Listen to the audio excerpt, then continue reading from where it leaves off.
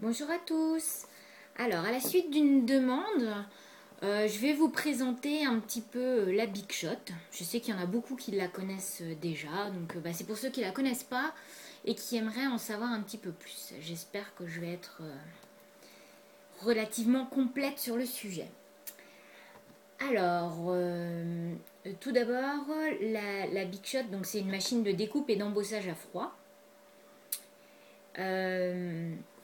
Moi, avant, j'avais la Silhouette de la première génération, donc avant la Cameo. Et c'était une machine de découpe qui se branchait sur l'ordinateur.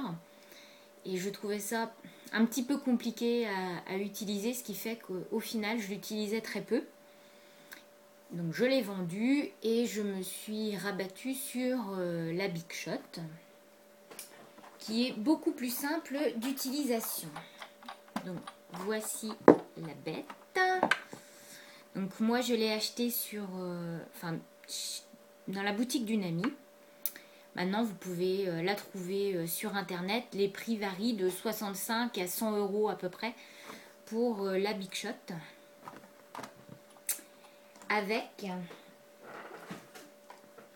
est fournie avec 2 plaques de plexi.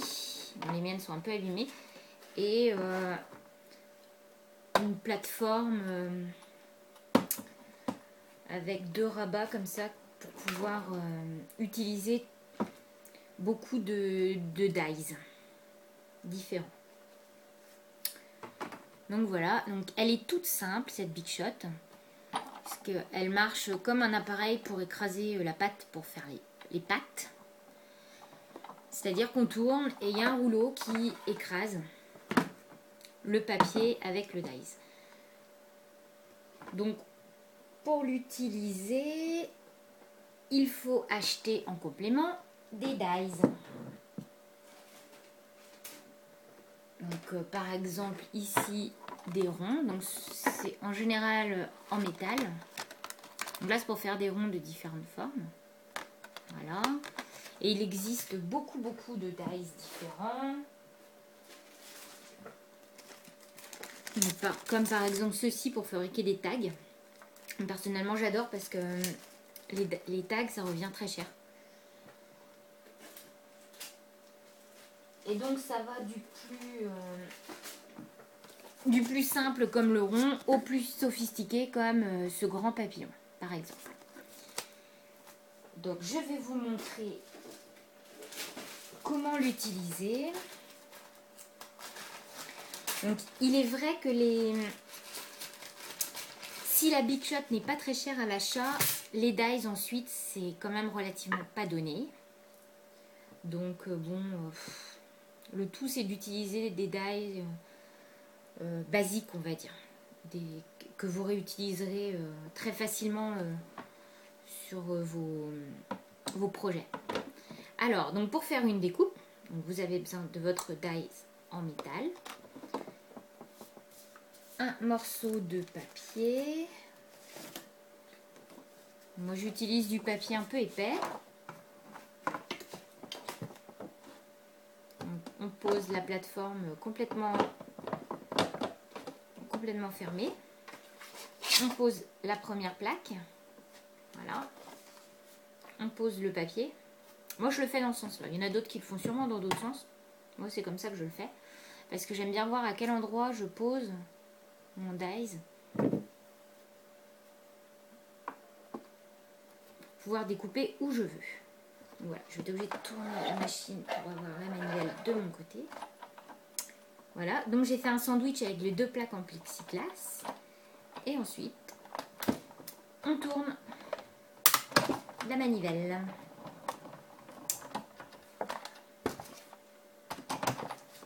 Voilà. Et la découpe est faite. Donc c'est super simple. Alors je ne vais pas dire que je l'utilise à chaque projet, mais je l'utilise quand même beaucoup. Ce que j'aime particulièrement, ce sont les mots pour réaliser des titres. Moi j'adore. Là par contre j'en mets très facilement. Je trouve ça beaucoup plus facile à utiliser qu'un alphabet. Donc on m'a demandé si elle valait le coup. Moi je trouve qu'elle vaut le coup. Parce que c'est quand même pas très cher. Et si après on cible bien les dies qu'on achète, franchement ça vaut le coup. Donc je vais vous montrer aussi qu'on peut faire d'autres choses. Pas uniquement des découpes. On peut également faire de l'embossage à froid. Donc pour ça il faut utiliser des plaques d'embossage. Voilà, donc c'est Cuttlebug qui fait ça. Entre autres. Donc ça permet de mettre votre papier en relief sans chauffer et mettre de la poudre. Donc par exemple, peut-être celui-là, on verra bien. Donc là c'est tout simple aussi. Vous prenez votre papier, vous ouvrez votre plaque d'embossage, vous insérez votre papier, voilà, vous refermez. Donc là par contre, votre plateforme, vous soulevez les deux premiers volets. Il y en a que deux d'ailleurs. Les deux volets, hop. Et on refait la même chose. Une plaque de plexi. Votre papier avec votre plaque d'embossage. Le sandwich. Et on tourne.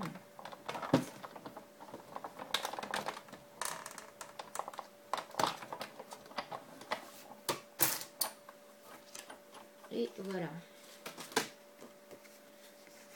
Alors, je ne sais pas si on voit bien, si on voit un petit peu ce qu'on obtient. Donc ça, c'est super. Ça peut être mis en touche sur un projet. C'est vraiment super. Ça peut être mis en couleur avec de l'encre. Ce qui donne un rendu très sympa.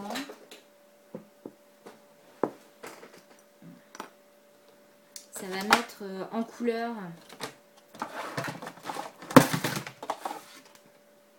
les motifs.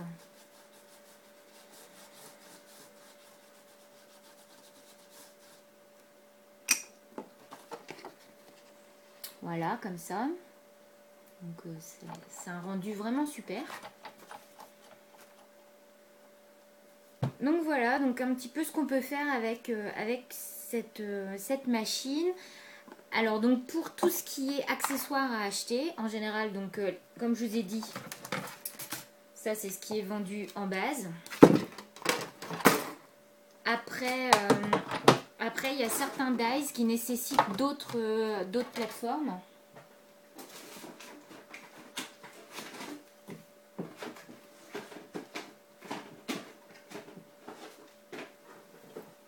Comme par exemple ça pour faire des rosettes de chez Tim Holtz. Alors là forcément on a un souci, il nous faut une autre plateforme. Donc j'ai dû acheter cette plateforme en longueur avec deux plaques de plexi pour aller dessus. Et là j'avoue que c'est un petit peu cher quand même. Je pourrais plus vous dire tellement le prix, mais c'est pas donné. Donc faut bien réfléchir avant d'acheter un seul dies comme ça. Parce que du coup on est obligé d'investir un peu plus. Et ensuite, quand vous avez cette machine, si vous voulez certains dies mais que vous ne pouvez pas forcément vous les acheter, vous pouvez toujours voir avec d'autres scrapeuses, comme moi je l'ai fait, pour faire des petits échanges de découpe. Et voilà, donc c'est drôlement sympa. Donc voilà un petit peu ce que je pouvais vous dire sur cette machine. Donc personnellement, j'en suis très contente. Et celle-là, je suis pas prête de la revendre. Maintenant, il est vrai que la Cameo, elle est vraiment super aussi. Elle est beaucoup plus facile à utiliser que la Silhouette ne l'était. Et en plus, maintenant, on peut acheter sur le site de Silhouette des motifs à découper, déjà tout fait. Donc c'est vrai que c'est pratique aussi. À voir. C'est pas le même prix, hein, parce que la Cameo, on doit être près des 300 €. Et comme je vous dis, celle-ci, on est entre 60 et 100 €. Maintenant, si on achète 3-4 dies, voilà, on n'atteint pas non plus la Cameo. Donc pour quand on débute et tout, c'est quand même pas mal.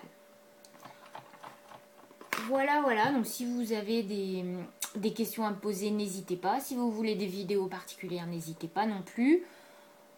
Maintenant, j'ai eu des demandes auxquelles je ne peux pas répondre, comme par exemple une vidéo sur les magasins où j'achète. Bah non, je ne ferai pas de vidéo sur les sites internet où j'achète du scrap parce que je vais pas faire de pub non plus. Et que pour moi, tous les sites de scrap se valent. Il suffit de vérifier si tout ce qu'on veut s'y trouve et puis c'est tout. Sinon, c'est à peu près tous pareil. Il faut comparer les prix, mais bon, ça reste à peu près la même chose. Donc voilà, je vous souhaite à tous une bonne soirée, une bonne fin de semaine, un très bon week-end et à très bientôt pour un nouveau tuto. Bye bye.